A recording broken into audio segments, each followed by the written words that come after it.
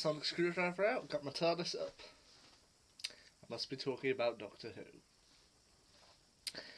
To give you a bit of background on this, I was very much a child of New Who. Okay, my first Doctor was Christopher Eccleston, my favourite was David Tennant, and I've continued to watch through Matt Smith, Peter Capaldi, and Jodie Whittaker, and I've loved each of them. I didn't know that much about kind of classic Who, but as those who may have seen my videos in the past kind of few months or so, in the last year I have started trying to get a couple of the classic episodes, mostly kind of regeneration episodes at this point, just to kind of build up my collection. Buying The 10th Planet, The War Games, Planet of the Spiders, and I received Time and the Rani for Christmas. But recently I added another piece to my classic collection and to my Doctor Who collection in general, and that being Doctor Who the Movie.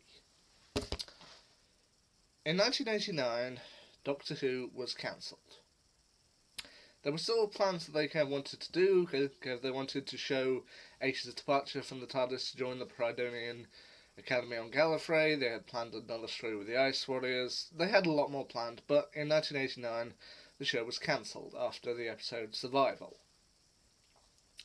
However, in 1996, they did a kind of deal with Fox, and subsequently chose to continue the story with Doctor Who the Movie. A made-for-TV movie, kind of continuing the story along we go. And kind of watching it, bought it and watched it through, I actually think it's still pretty good. I mean, this was kind of shown in 1996, but all things considered, it still holds up kind of fairly well.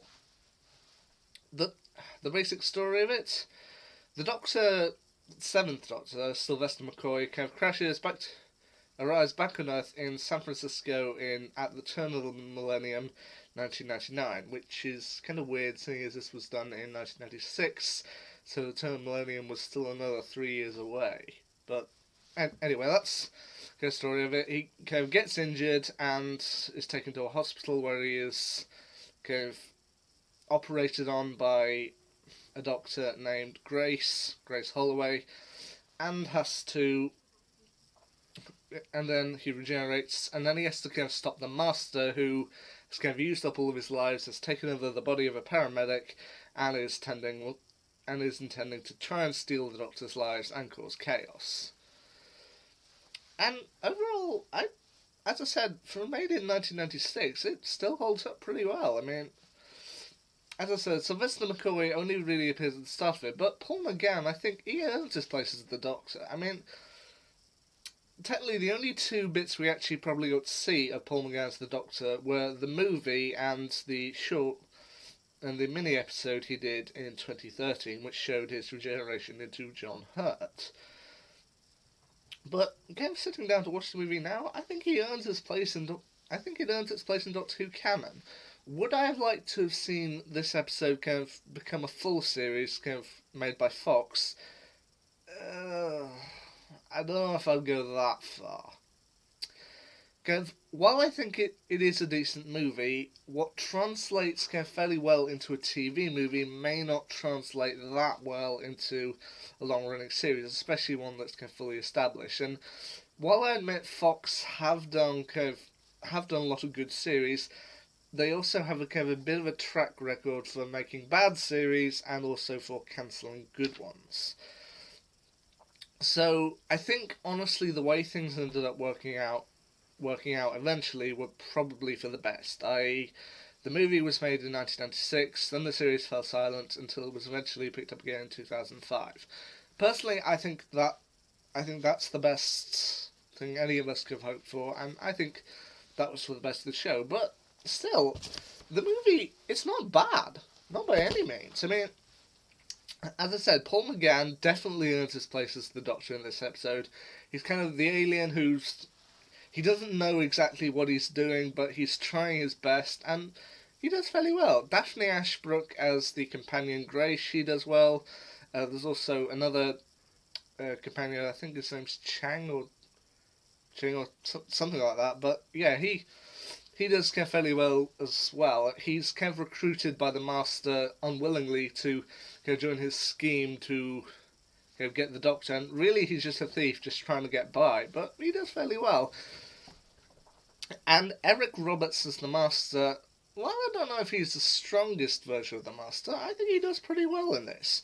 I mean, he definitely has his sinister moments, like when he comes out and gives full Time Lord regalia. It's like, I always dress for the occasion. I actually felt, yeah, this guy's got style. I mean, while I think that later incarnations of the Master done by John Sim and Michelle Gomez were scarier in terms of the Master, Eric Roberts, I feel he definitely has a kind of sinister edge to him. I mean, when he's being go biker and gruff, I admit it does get a little silly at times, but yeah. So, overall, I think Doctor Who, the movie, is decent. I mean, it's not the strongest piece of Doctor Who canon there is out there, but it's definitely good. I mean, they definitely tried to bring up some plot points that I think were due to have been addressed if the series had continued, such as the Doctor being half human, to which, yeah, the new series never really dealt with that, and to be honest, it's probably for the best. But as I said, Doctor Who the movie isn't bad by any means. It's got some good moments, it's got some nice stuff. I think it was best left as it is, but yeah. I think it definitely earns its place among the Doctor Who lore. And hey, if that's what we got, I think that's as good as we're going to get. So, yeah. Doctor Who the movie. I was sceptical about it, but yeah. I actually think it was pretty decent.